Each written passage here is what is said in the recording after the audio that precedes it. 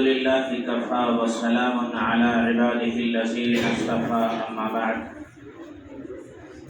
أعوذ بالله من الشيطان الرجيم بسم الله الرحمن الرحيم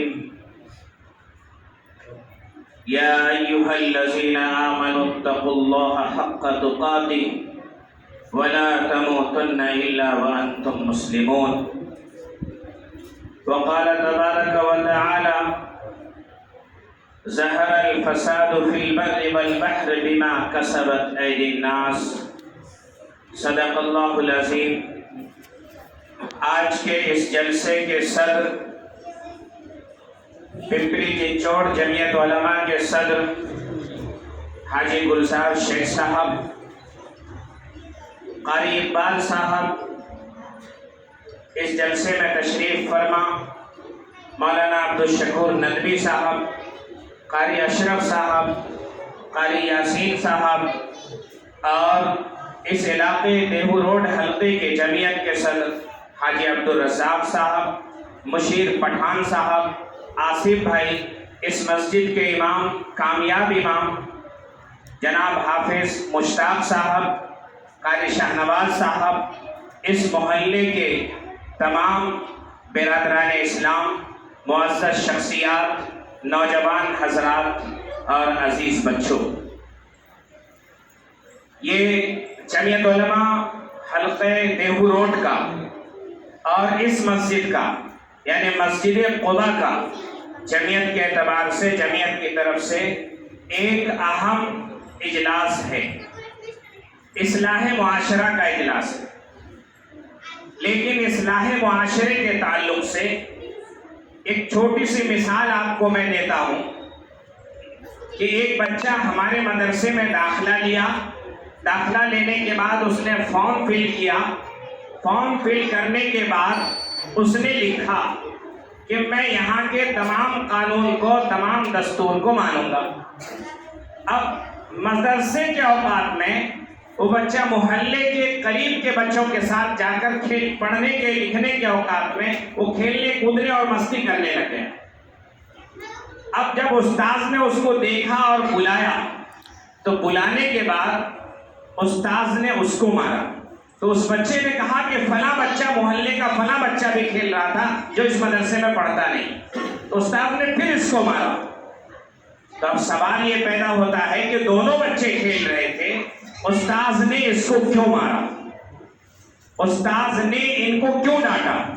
استاذ نے اس کے اوپر کیوں سختی کی؟ تو اس کا مطلب یہ ہے کہ یہ بچہ ہمارے پاس آ کر یہ ایگریمنٹ کر چکا ہے، فارم فل کر چکا ہے اور تصدیق کر چکا ہے، یہ بات بتا چکا ہے کہ ہم آپ کے تابع ہیں، آپ کے حکم کے، آپ کے قانون کے، آپ کے اصول کے ہم خلاف ورزی نہیں کریں گے۔ لہذا اس وجہ سے جو جس چیز کا پابند ہو جاتا ہے اس کو اگر اس میں تھوڑی سی کمی کرتا ہے تو سختی اس پر کی جاتی ہے، مار اس پر پڑتی ہے، پیٹا اسے جاتا ہے، دبایا اسے جاتا ہے۔ آج کا اس وقت کا جو موجودہ صورتحال ہے اس پر تفصیل سے روشنی ڈالنے کے بجائے سب سے پہلے میں نے جو آیت کریمہ آپ کے سامنے پیش کی ہے اس آیت کے متعلق چند باتیں پیش کر کے اپنی بات آگے بڑھاؤں گا۔ قرآن پاک کی اس آیت کے اندر اللہ تبارک و تعالی نے فرمایا یا ایھا الذین آمنوا اتقوا اللہ حق تقاتہ ولا تموتن الا وانتم مسلمون، کہ ایمان والو تم اللہ تبارک و تعالی سے ڈرو، اللہ کا خوف اور ڈر تمہارے قلب کے اندر ہو، اللہ کا ڈر، اللہ کے سامنے حاضری کا احساس تمہارے دل کے اندر ہو، اور تم ولا تموتن الا وانتم مسلمون، اور تمہاری موت اس حال میں آئے کہ تم مسلم۔ اب اللہ کے نبی صلی اللہ علیہ وسلم نے صحابہ کی تربیت کرتے ہوئے ایک موقع پر فرمایا کہ ایک نماز کے بعد دوسرے نماز تک تمہاری حالت نماز میں جیسے تھے ویسی حالت ہونی چاہیے۔ ایک نماز کے بعد دوسری نماز تک تمہاری حالت نماز میں جیسے تھے ویسی ہونی چاہیے۔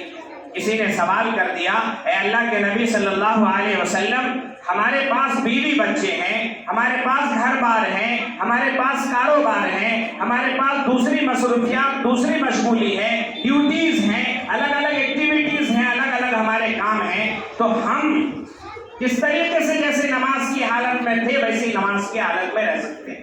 اصلاح معاشرہ کے تعلق سے یہ جو بات آ رہی ہے بڑی عام ہے، تھوڑی توجہ سے سب لوگ سننے کی کوشش کیجیے۔ تو اللہ کے نبی صلی اللہ علیہ وسلم نے فرمایا کہ اللہ تبارک و تعالیٰ تمہیں کہتے ہیں کہ نماز کی حالت میں تم جیسے تھے نماز کے بعد بھی اسی حالت میں رہو۔ اور سوال یہ ہے کہ کیسے؟ کیا نماز کی حالت میں جب تم نے اللہ اکبر نیت کر کے اللہ اکبر کہہ کے نیت باندھ لی تھی، کیا تم کسی کے ساتھ دھوکہ دینے کا ارادہ رکھتے تھے؟ کیا کسی کے ساتھ تم جھوٹ بولتے تھے؟ یا کسی کو تم گالی دیتے تھے؟ یا کسی کی تم غیبت کرتے تھے؟ یا کسی کی تم چغلی کرتے تھے؟ نہیں کرتے تھے۔ اسی طریقے سے نماز کی حالت میں کسی کے اوپر نگاہ اٹھا کر دیکھ رہے تھے، کسی بری چیز کو دیکھ رہے تھے، کسی غیر محرم عورت کی طرف تم نگاہ اٹھا رہے تھے، کوئی غلط خیال تمہارے ذہن میں آ رہا تھا؟ نہیں آ رہا تھا۔ اسی طریقے سے تم جو ہے سود کا نماز کی حالت میں سود کا کاروبار کر رہے تھے، نماز کی حالت میں کسی کی نفرت تمہارے دل کے اندر تھی؟ نہیں تھی۔ تو نماز کے بعد نماز کی حالت کے جیسی صورت بنانے کی شکل یہ ہے، اور جو آدمی ایسی شکل بنا لیتا ہے اپنی زندگی کے شب و روز کو ایسا بنا لیتا ہے، اللہ تبارک و تعالیٰ دنیا میں بھی اسے کامیاب کرتے ہیں، آخرت میں بھی کامیاب کرتے ہیں۔ آج ہماری مسجدوں کا کیا حال ہے؟ آج ہماری مسجدوں کا کیا حال ہے؟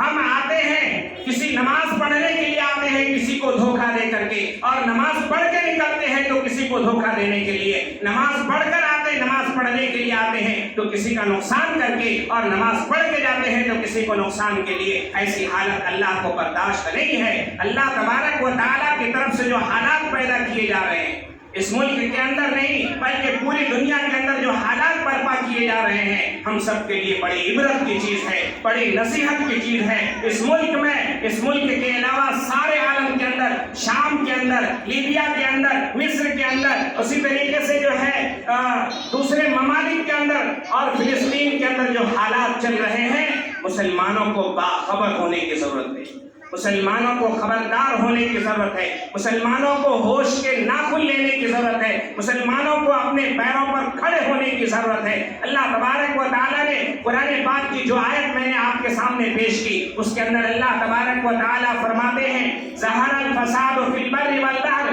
بما کسبت ایدی الناس۔ دنیا کے اندر جو اونچ نیچ ہو رہا ہے، دنیا کے اندر جو حالات برپا ہیں، دنیا کے اندر جو صورتحال بنی ہوئی ہے، ہر جگہ مر رہے ہیں، کٹ رہے ہیں، پس رہے ہیں، ذلیل ہو رہے ہیں، اس کی ایک وجہ ہے، یہ اپنے کیے کرائے کا نتیجہ ہے، اپنے کیے کرائے کا نتیجہ ہے۔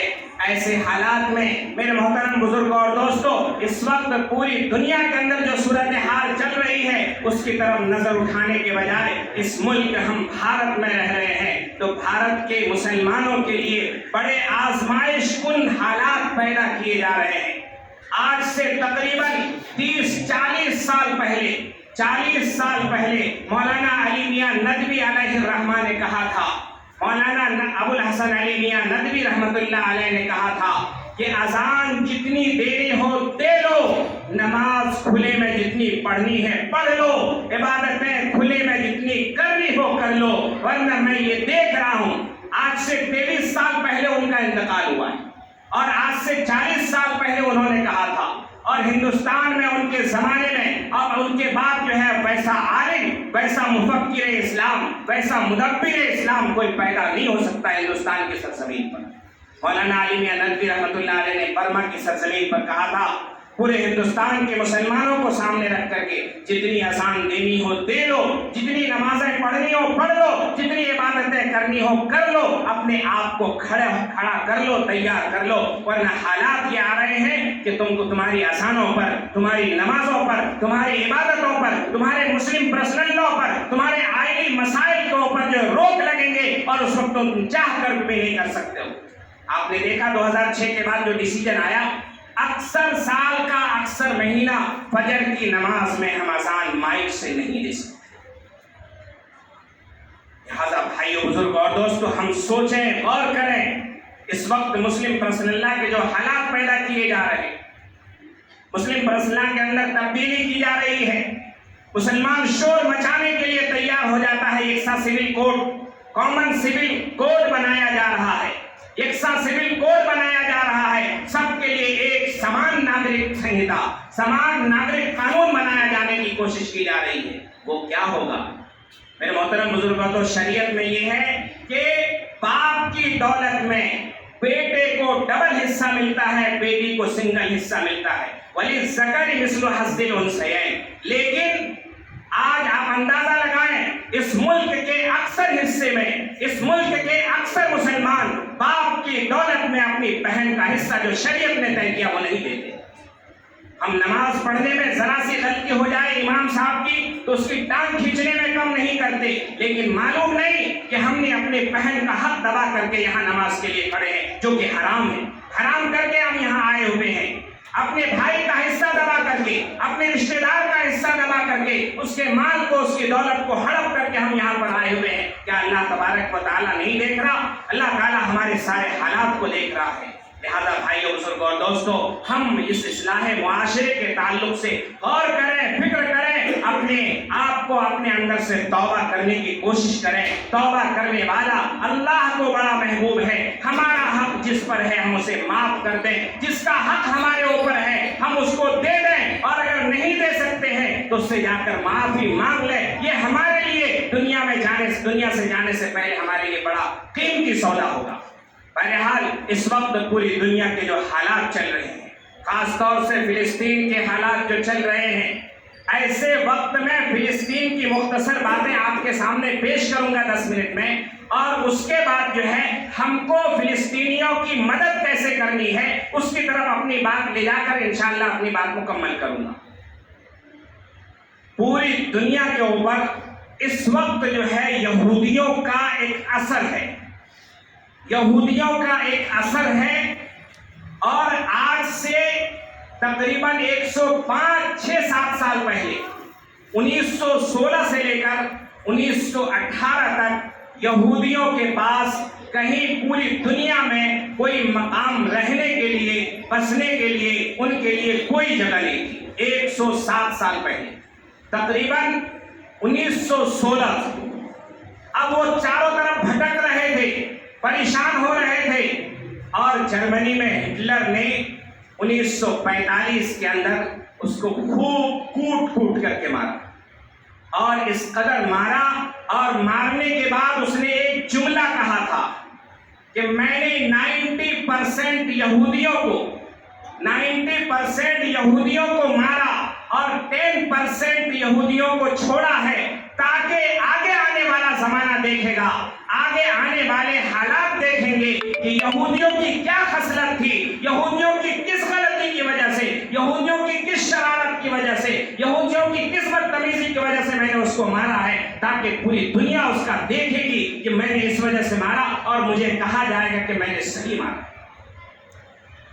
آج اور ہٹلر نے بھی قرآن کو سمجھا تھا، اور قرآن میں جتنی کسی قوم کی سب سے زیادہ شرارت کا ذکر ہے، قرآن میں جس قوم کا سب سے زیادہ شرارت کا ذکر ہے، سب سے زیادہ بدتمیزی کا ذکر ہے، سب سے زیادہ نبی کی شان میں گستاخی کا ذکر ہے، سب سے زیادہ نبی کی شان کو، نبی کو قتل کرنے کا ذکر ہے، یہودیوں کا ہے۔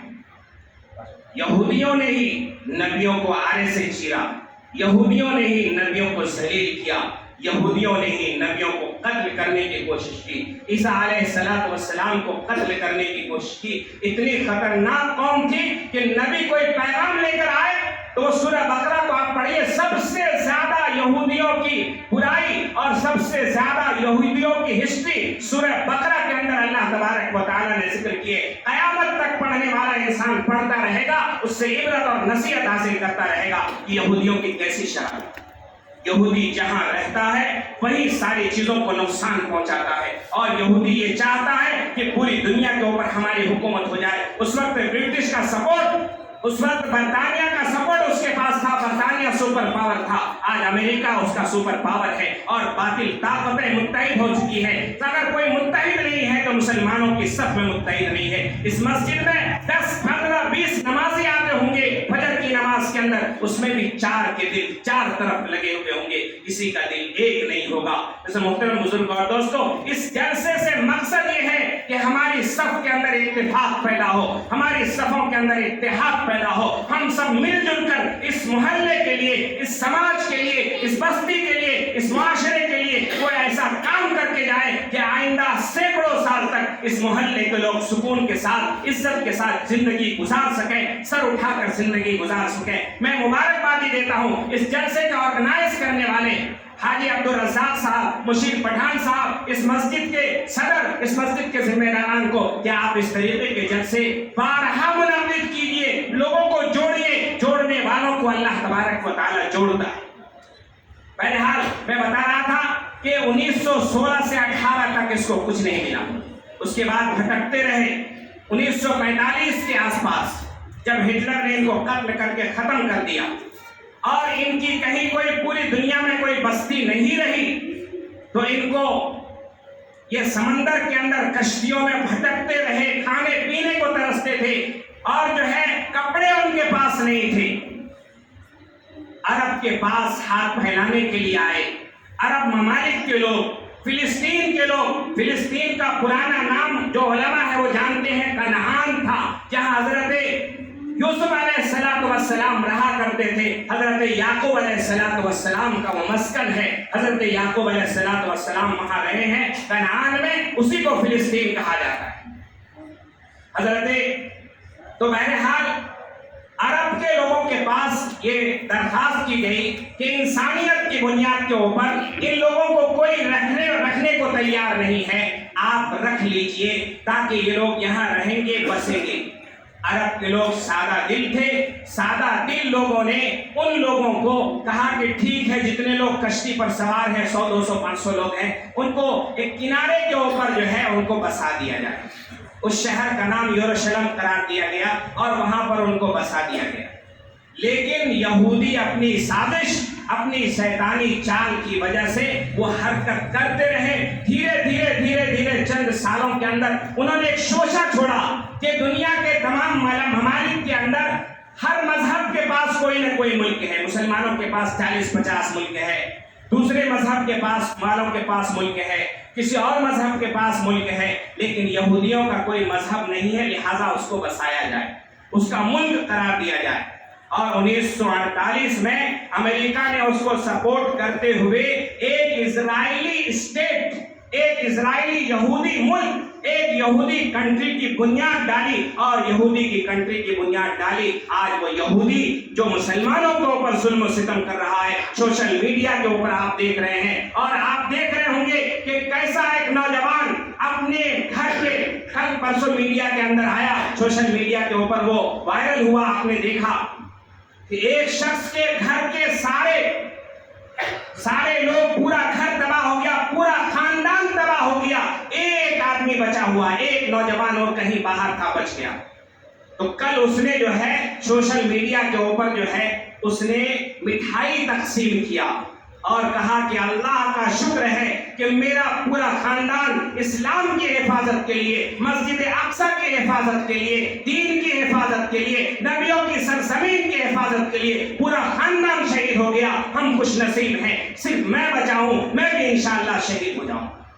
یہ جذبہ مسلمانوں کے اندر، یہ جذبہ نوجوانوں کے اندر، یہ جذبہ ہمارے بچوں کے اندر پیدا کیجئے، اپنے بچوں کے اندر دین سے محبت پیدا کیجئے، اسلام سے محبت پیدا کیجئے، قرآن سے محبت پیدا کیجئے، مسجد سے محبت پیدا کیجئے، مسجد کو آباد کرنے کی محبت اپنے دل کے اندر لگائیے۔ اللہ اکبر کی اذان کی آواز سنے، آپ کے گھر کا کوئی بچہ، آپ کے گھر کا کوئی لڑکا، آپ کے گھر کا کوئی مرد جو ہے مسجد میں آئے بغیر نہ رکے، 5 وقتہ نماز جماعت کے اہتمام کے ساتھ پڑھے، یہ ان سے جذبہ اور شوق ملتا ہے۔ تو بہرحال میرے محترم بزرگ اور دوستو، پھر اس کے بعد جو ہے دھیرے اس وقت 10% جگہ دی گئی تھی یہودیوں کو، آج دھیرے فلسطین کی سرزمین کا تقریباً 87% 87% یہودیوں نے قبضہ کر لیا ہے، جو غزہ میں تقریباً 11 لاکھ مسلمانوں کی آبادی ہے۔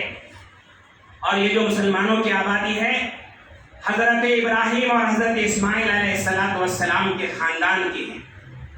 حضرت وہی یروشلم کے وہی فلسطین کے اندر حضرت یعقوب علیہ السلام بھی پیدا ہوئے، یعقوب علیہ السلام کے بیٹے یوسف علیہ السلام بھی پیدا ہوئے۔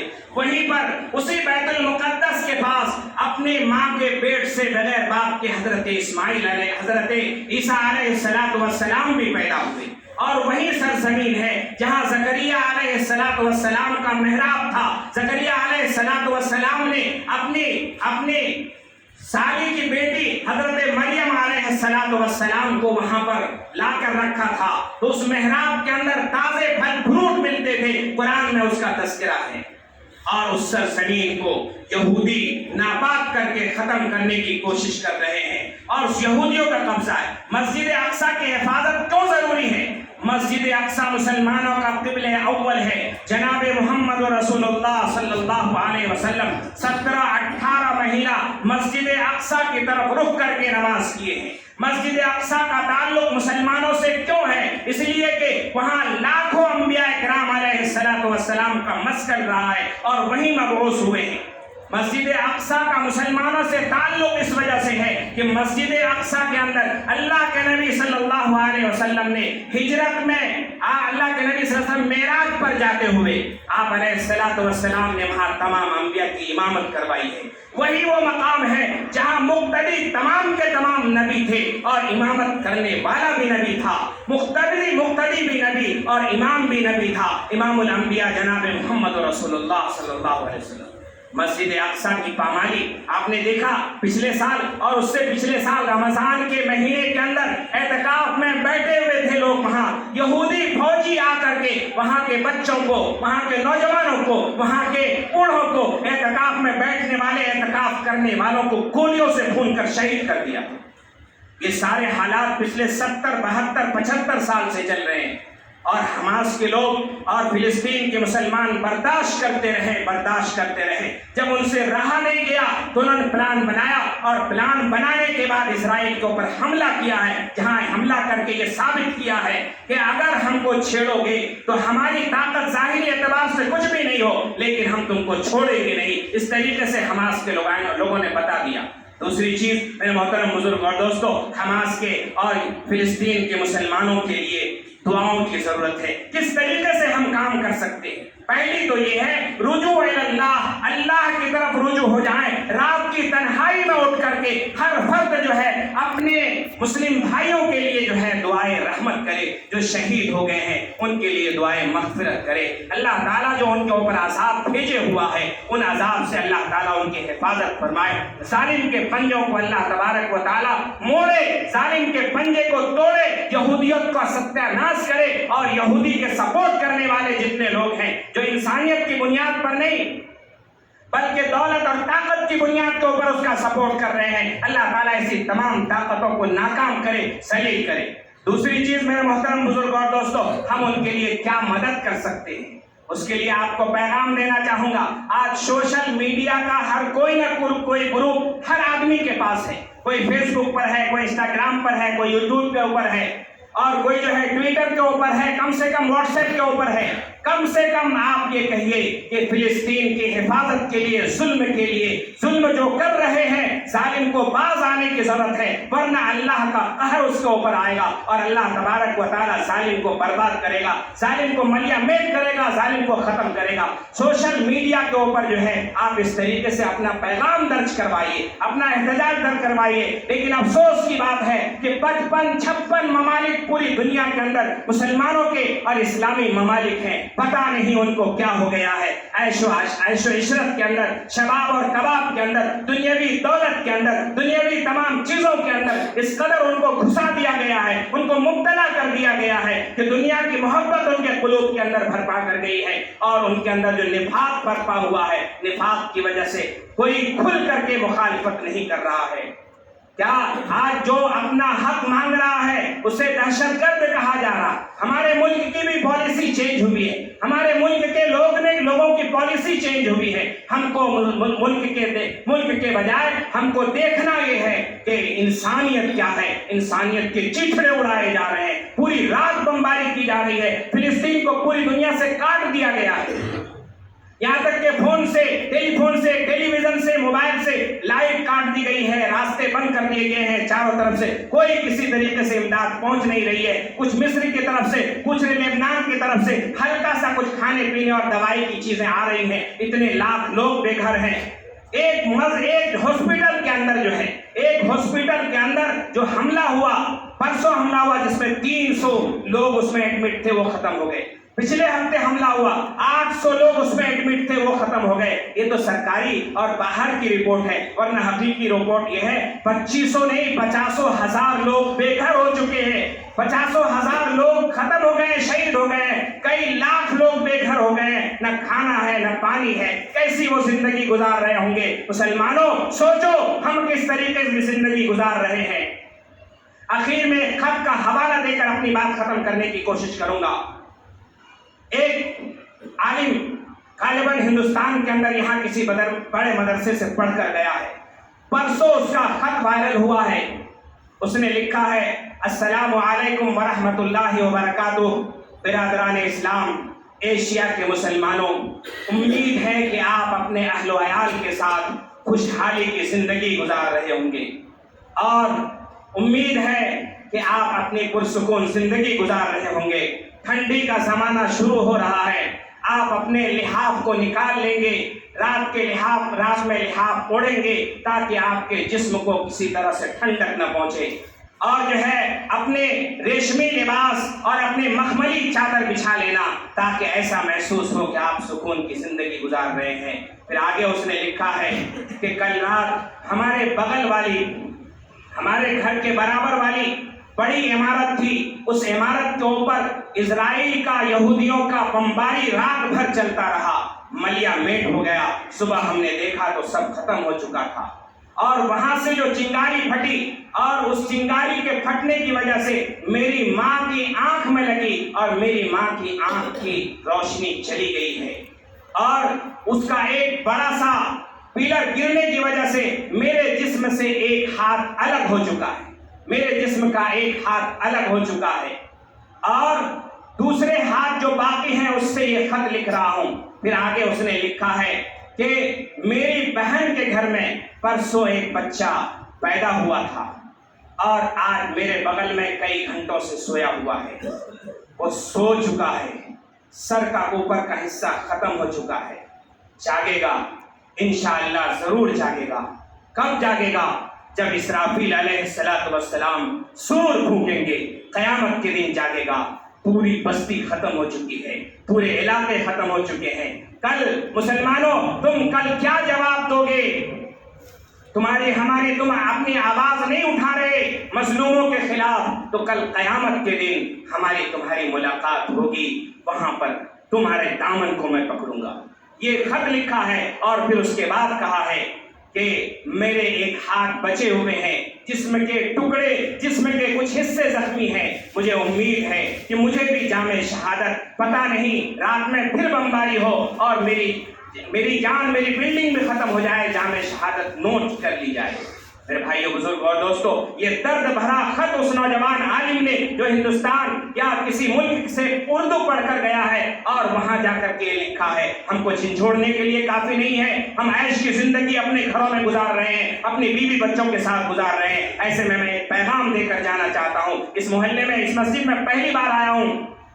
सबसे पहली चीज ये है कि नौजवानों का आप ग्रुप बनाइए इस मस्जिद की हिफाजत के लिए, इस मोहल्ले की हिफाजत के लिए। जो नौजवान बाखबर हों, जो नौजवान इल्म वाले हों, नौजवान एजुकेटेड हों, ऐसे नौजवानों को इकट्ठा कीजिए। उसके साथ साथ मैं कहना चाहूंगा, मैं तकरीर से पहले ये कहना चाह रहा था कि यहाँ कारी हाफिज मुश्ताक साहब इस मस्जिद के इमाम हैं, जो बच्ची तकरीर कर रही थी, अंदाजा हो रहा था किसी बड़े मदरसे के किसी बड़े उस्ताद ने किसी होशियार बच्चे को तैयार किया है। इतनी बेहतरीन तकरीर इनकी बच्ची ने किया है। आप तमाम लोगों की जिम्मेदारी है इनका सपोर्ट करें। नौजवान बच्चे, मैंने मालूम किया 60, 65, 70 बच्चे यहाँ मकतब में पढ़ते हैं। जितने बच्चे पढ़ते हैं, मैं समझता हूँ, मैं उम्मीद करता हूँ कि आप लोग तरतीब बनाइए कि आपके मोहल्ले का हर नौजवान جس کی عمر 20 سال سے لے کر 90 سال تک ہے، ہر آدمی جو ہے یہاں قرآن سیکھنے کی ترتیب بنائے اور ہفتے میں 2 دن صحیح، ہفتے میں 3 دن صحیح، ہفتے میں 5 دن صحیح قرآن ان سے پڑھیے،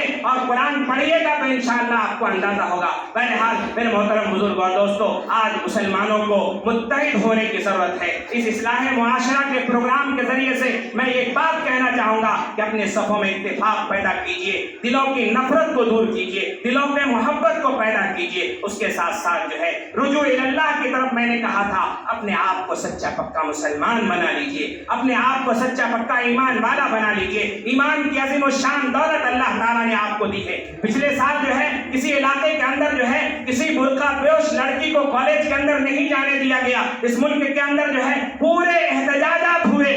اس احتجاج کے اوپر جب میں نے غور کیا، کئی لوگوں نے اس کے اوپر غور کیا، تو پتہ یہ چلا احتجاج کرنے والے میں کہ ہم کو پردہ چاہیے، پردہ شریعت کے خلاف نہیں، شریعت کے مطابق ہے، شریعت کے خلاف کوئی کام ہم کو برداشت نہیں۔ 50% احتجاج کرنے والے ایسے لوگ تھے جن کے گھر کی مائیں، جن کے گھر کی بہنیں، جن کے گھر کی بیٹیاں پردہ نہیں کرتی ہے۔ لہذا آپ کو یہ پیغام ہے کہ آپ پردے کا اہتمام۔ اس وقت یہ بات آئی تھی کہ اسکول اور کالجز قائم کیے جائیں، اپنا اسکول اور کالجز قائم کیجئے، اس علاقے کے اندر بھی چھوٹے لیول پر قائم کیجئے، بڑے لیول پر قائم کیجئے، اسکول اور کالجز قائم کیجئے، اور ایسا نظام بنائیے، ایسا سسٹم بنائیے، ایسا اسٹینڈرڈ بنائیے، ایسی کوالٹی ایجوکیشن دیجئے، ایسی کوالٹی تربیت دیجئے۔ کرسچن بھی کہے کہ ہماری بچی یہاں سیف رہے گی، ان کے اسکول میں داخلہ دلاؤ۔ دوسرے لوگ بھی کہیں گے ہماری بچی ان کے اسکول میں سیف رہے گی، ان کو اس جگہ داخلہ دلاؤ۔ لہذا بھائیو، بزرگ اور دوستو، اس اصلاح معاشرہ کے پروگرام میں آپ کو میں یہ کہنا چاہوں گا کہ ایک تو اللہ کی طرف توجہ دیجیے، دعاؤں کا اہتمام کیجیے، ذکر کا اہتمام کیجیے، مسجد کو آباد کیجیے، حلال روزی استعمال کیجیے، حرام روزی سے اپنے آپ کو بچائیے، اپنے آپ کو پریکٹیکلی مسلمان بنائیے، پریکٹیکلی مسلمان بنائیے۔ کسی کو دھوکہ نہیں کھائیں، کسی سے دھوکہ نہ لیں، کسی کو دھوکہ نہ دیں، یہ مسلمانوں کی نشانی ہے۔ اللہ کے نبی صلی اللہ علیہ وسلم نے ہم کو برپا کیا تھا پوری دنیا کی قیادت کے لیے، پوری دنیا کی رہبری اور رہنمائی کے لیے۔ جمعیت علماء کے سلسلے میں جو ہے پرسوں ممبئی اردو نیوز کے ایڈیٹر شکیل رشید خان نے ایک لیکھ لکھا تھا اداریہ میں، ایڈیٹوریل میں، کہ جمعیت علماء اس وقت پورے ہندوستان میں اصلاح معاشرہ کا جو کام کر رہی ہے کوئی دوسری تنظیم نہیں کر رہی ہے۔ پرسوں اس کا ایڈیٹوریل آیا ہے اور اداریہ آیا ہے، سمپادکیے میں لکھا انہوں نے اور کہا ہے کہ اس کو یہی نہیں تھامنا ہے بلکہ آگے بڑھانا ہے۔ آج صورتحال کیا ہے؟ ہمارے اسکول نہیں ہونے کی وجہ سے، ہمارے کالجز نہیں ہونے کی وجہ سے، نوجوانوں کی صحیح رہبری اور رہنمائی نہیں ہونے کی وجہ سے، باپ کی ماں کی نگرانی نہیں ہونے کی وجہ سے آج صورتحال یہ ہے کہ ہماری بچیاں جو ہیں غیروں کے اسکول میں جا کر پڑھتی ہیں اور غیروں سے سانٹھ گانٹھ نوز باللہ ہو جاتا ہے، اور باطلی سازش کے تحت جو ہے اس کو مرتد بنا کر کے اپنے مذہب کے اندر لے جا کر کے شادی کرتے ہیں۔ یہ ہمارے لیے بڑی شرم کی بات ہے، اس میں ہوش ناخن لینے کی ضرورت ہے۔ اپنے بچوں کی نگرانی کیجیے، موبائل اگر وہ استعمال کرتے ہیں تو موبائل کے اوپر جو ہے پاسورڈ لگانے مت دیجیے، ہر ایک کے لیے ان کا موبائل اوپن ہونا چاہیے کہ لڑکی کہاں جا رہی ہے، کہاں آ رہی ہے، کس سے بات کر رہی ہے، کس کا کال آ رہا ہے۔ سہیلیوں سے بھی بات زیادہ نہ کرنے دیجیے، لڑکوں کو دوستوں سے بھی زیادہ بات کرنے کی ضرورت مت دیجیے۔ میں ایک مختصر ایک بات کہہ کے آپ کو توجہ دلانا چاہوں گا۔ ابھی 1 مہینہ پہلے پونا کے اندر ایک مسجد کے امام 20-25 سال سے اس مسجد میں امامت کر رہے تھے، غریب تھے، بچی پڑھی، اعظم کیمپس میں پڑھی، لاک ڈاؤن کے بعد گریجویشن اس کا کمپلیٹ ہوا، وہ کام کو جا رہی تھی، غریب امام ہے۔ اگر امام غریب ہے تو مزدوری کے لیے بچی کو کام کے لیے بھیجا، اگر آپ اس کی کفالت کرتے، پوری ذمہ داری لیتے تو اپنی بچی کو نہیں بھیجتا، اور بھیجا، اور 2-3 سال تک کام۔ یہ نومبر کے مہینے میں اس کی شادی ہونے والی تھی، نومبر کے مہینے میں اس کی شادی ہونے والی تھی، 24 سال کی بچی ہے۔ وہ بچی غیر مسلم کے ساتھ شادی کر کے چلی گئی۔ فرش خانہ پولیس اسٹیشن کے اندر اس کو بلایا گیا، آمنے سامنے بٹھایا گیا، پوچھا گیا کیا کرنا چاہتی؟ ماں باپ سب لوگ حاضر تھے، جہاں شادی ہونے والی تھی وہ بھی حاضر تھے، اس کا سسر بھی حاضر تھا۔ اس نے کہا میں نہیں جا سکتی، میں نے اس سے وعدہ کر دیا ہے۔ پولیس نے فائل سمیٹا اور کہا جاؤ۔ ہماری صورتحال یہ ہے کہ آج مسلم علماء کی بچیاں، عالموں کی بچیاں بھی محفوظ نہیں ہیں، تو ہم کو خبر رکھنے کی ضرورت ہے۔ محلے کی عالم کی، محلے کے امام کی خبر گیری کیجیے، اپنے گھر کے بچے اور بچیوں کی خبر گیری کیجیے۔ آج کے اصلاح معاشرہ کا پیغام یہ ہے کہ آپ لے کر جائیں، گھر والوں کو نماز کا اہتمام کرنے کے لیے کہیں۔ آپ گھر میں نماز کے لیے، ہم یہاں نماز پڑھ کر جاتے ہیں۔ ایک بات آخر میں یہ کہہ دوں، تقریباً آدھا گھنٹہ ہو گیا، آخر میں ایک بات کہہ دوں کہ ہماری سب سے بڑی غلطی یہ ہوتی ہے کہ آئندہ میں گزارش کرنا چاہوں گا انتظامیہ سے کہ آئندہ اس طرح کا جلسہ کبھی آپ منعقد کریں تو اس محلے کی جس مسلم خواتین ہیں ان کو بھی نیچے کے کسی حصے میں یا اوپر کے کسی حصے میں پردے میں لا کے رکھیں، ان تک بھی دین کا پیغام، ان تک بھی دین کا میسج، ان تک بھی دین کی باتیں عام پہنچے۔ پچھلے 100-200 سالوں سے اس ملک کے اندر ہوا ہے کہ مسلمان مردوں کو دین کی ساری باتیں ملی ہیں لیکن مسلم عورتوں کو مکمل طور پر نہیں مل سکی ہے، لہذا اس پیغام کو آپ لے کر جائیے۔ دوسری چیز یہ ہے کہ اپنے گھر والوں کو نماز کا اہتمام کرنے کے لیے اس طریقے سے کہیے۔ ہم جا کے کہتے ہیں آپ نماز پڑھے کیا؟ نماز نہیں پڑھے تم، نماز پڑھنا چاہیے، تو آپ کا رویہ انداز چینج ہونا چاہیے۔ آپ جا کر پوچھیں ہم نماز پڑھ کر آئے ہیں، آپ نے نماز پڑھا کیا؟ گھر والے کہے نہیں، تو بولے ایسی عورت کے ہاتھ کا کھانا کیسے کھاؤں جس نے نماز نہیں پڑھی؟ اس ترتیب سے آپ ان کو سمجھائیں گے تو آپ کے گھر کی عورتیں نماز پڑھیں گی، گھر کی عورتیں نماز پڑھیں گی تو بچیاں نماز پڑھیں گی، بچیاں نماز پڑھیں گے تو آپ کا گھر دیندار بنے گا، اللہ کی رحمتیں اس کے اوپر نازل ہوگی، اللہ تبارک و تعالیٰ کے فرشتے، رحمت کے فرشتے آئیں گے آپ کے اندر، گھر کے اندر برکتیں ہوں گی، جتنا کمائیں گے اللہ تعالیٰ اس سے زیادہ برکت دے گا۔ اللہ تعالیٰ سے دعا فرمائے اللہ تعالیٰ اصلاح معاشرہ کے اس جلسے کو کامیاب فرمائے، اللہ تعالیٰ اس میں محنت کرنے والوں کو جزائے خیر عطا فرمائے، اللہ تبارک و تعالیٰ فلسطین کے مسلمانوں کی مدد فرمائے، پوری دنیا کے مسلمانوں کی مدد فرمائے۔ اس ملک کے اندر جو حالات پیدا کیے جا رہے ہیں، مسلمانوں اپنے آپ کو دین پر چلنے کا پابند بنا لو، اپنے آپ کو شریعت پر چلنے کا پابند بنا لو، اپنے آپ کو سچا پکا مسلمان بنا لو، اللہ کے نبی کی سنت سے محبت کرنے والے بن جاؤ۔ ہی محمد سے وفا تو نے تو ہم تیرے ہیں، ہی محمد سے وفا تو نے تو ہم تیرے ہیں، یہ یہاں چیز ہے کیا؟ لوح و قلم تیرے ہیں۔ اللہ تبارک و تعالیٰ نے کہا ہے، پھر علامہ اقبال نے کہا ہے، ماحول سے حیات کا سودا نہ کیجیے، ماحول سے حیات کا سودا نہ کیجیے، کردار سے بنائیے معیار زندگی۔ علامہ اقبال نے ایک اور جھنجھوڑنے والی بات کیا تھا، کہا تھا تیرے بحر کے موجوں میں اضطراب نہیں، خدا تجھے کسی طوفان سے آشنا کر دے، خدا تجھے کسی طوفان سے آشنا کر دے کہ تیرے بحر کے موجوں میں اضطراب نہیں۔ دل میں ہلچل پیدا کیجیے، دل میں جوش اور جذبہ پیدا کیجیے، اپنے بچوں کی تربیت کیجیے، بچوں کو پڑھائیے، اعلیٰ تعلیم دلائیے، اللہ اچھے ایجوکیشن میں دلائیے۔ آج ہی صبح ایک انٹرویو دیکھ رہا تھا کہ بہار کے ایک غریب بستی کی، ایک دیہات کی بچی ہما، اس نے جو ہے ٹاپ 10 میں IAS میں پاس کی ہے۔ آج صبح میں نے اس کا آدھا گھنٹہ انٹرویو سنا ہے۔ ہم جو ہیں اللہ کا فضل ہے، اللہ کا کرم ہے، عالم ہیں، مفتی ہیں۔ قاری اقبال صاحب نے کہا کہ میں نے BA کیا، AA کیا، BEd کیا، ٹیچر ہوں اور دنیا کی تمام چیزوں کی بھی خبر رکھتا ہوں، اردو، ہندی، انگریزی، عربی، فارسی، ان لینگویجز کو جانتا ہوں، سمجھتا ہوں۔ آپ بھی اپنے بچوں کو اس قابل بنائیے۔ اور عام طور پر میں اسکولوں میں جاتا ہوں، دیکھتا ہوں ڈراپ آؤٹ بچے کیوں ہوتے ہیں؟ بچپن سے ماں باپ کا پیار 10ویں تک ہوتا ہے، جس کی وجہ سے بچوں کی صلاحیتیں کمزور ہو جاتی ہیں، جس کی وجہ سے بچے ڈراپ آؤٹ ہوتے ہیں، 11ویں 12ویں میں آگے چل نہیں پاتے ہیں، پھر کسی کام کو لگ جاتے ہیں۔ اعلیٰ تعلیم دلائیے، کوالٹی تعلیم دلائیے، یقین جانیے دنیا آپ کی قدر کرے گی۔ اللہ تعالی ہم سب کو 100% عمل کی توفیق نصیب فرمائے۔ وآخر دعوانا ان الحمد للہ رب العالمین۔